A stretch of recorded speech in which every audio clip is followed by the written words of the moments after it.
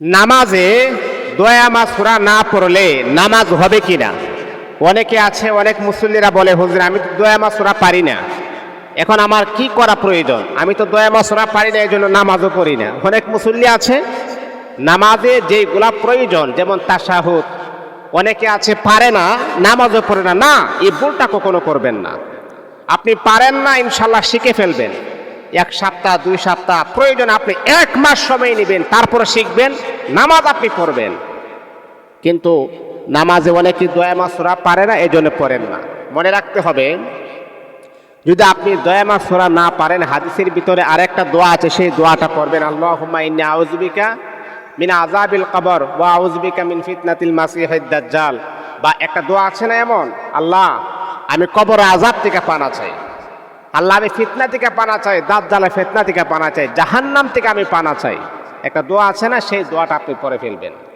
এখন যদি আপনি না পারেন, অনেকে আমরা বলি যে নামাজ হবে না। না, দেখেন দোয়া সূরাটা এটা কিন্তু ওয়াজিবও না, ফরজও না। যদি এটা হচ্ছে সুন্নাহ, যদি আপনি না পারেন, যদি না পড়েন, আপনার নামাজ হয়ে যাবে। কারণ ফরজ নামাজের ক্ষেত্রে যদি আপনার সুন্নত ছুটে যায়, এতে করে ফরজের কোনো বাধা হবে না, ফরজের কোনো ক্ষতি হবে না। কিন্তু এটা যদি আবার অভ্যাসে পরিণত করে ফেলেন, না আমি শিখবো না, পড়বো না, নামাজ যেহেতু হয়ে যাবে ইনশাল্লাহ আমি শিখবো না, পড়বো না, এটা কখনো করা যাবে না। কারণ ছোট গুনাহটাকে যদি আপনি গুনাহ মনে না করেন, অন্যায় মনে না করেন, অপরাধ মনে না করেন, এই গুনাহটাই কিন্তু বড় ধরনের গুনাহ হয়ে যায়। এই জন্যে আপনি নামাজটা এমনভাবে পড়বেন, এমন নিখুঁতভাবে পড়বেন, আমার একটা সুন্নত, আমার একটা ফরজ, আমার একটা ওয়াজিব যেন ছুটে না যায়, যাতে করে আমার আল্লাহ যেন আমার নামাজ পড়া দেখে খুশি হয়ে আমার গুনাহ যেন আমার আল্লাহ মাফ করে দেন। নামাজটা এইভাবে পড়া উচিত, এইভাবে পড়া প্রয়োজন। এই জন্যে দোস্ত বুজুর্গ, আপনাদের কাছে আমার আকুল আবেদন থাকবে, আমরা অনেকে আছি যে 5 ওয়াক্ত নামাজের যে ফরজিয়ত, যে সুন্নাহ, যে ওয়াজিব, এইগুলো আমরা অনেকে জানি না। দেখুন, শরমের কোনো বিষয় না, লজ্জার কোনো বিষয় না।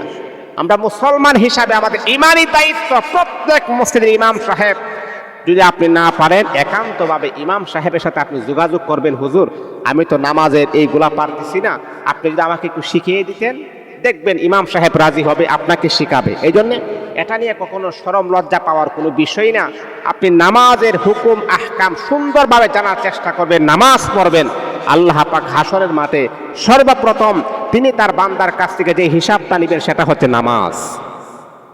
নামাজটাই আপনি যদি না পারেন, তাহলে তো আপনি আটকে যাবেন। এই জন্য বাবা ও আমার বোন ও আমার যুবক ভাইয়েরা, নামাজটা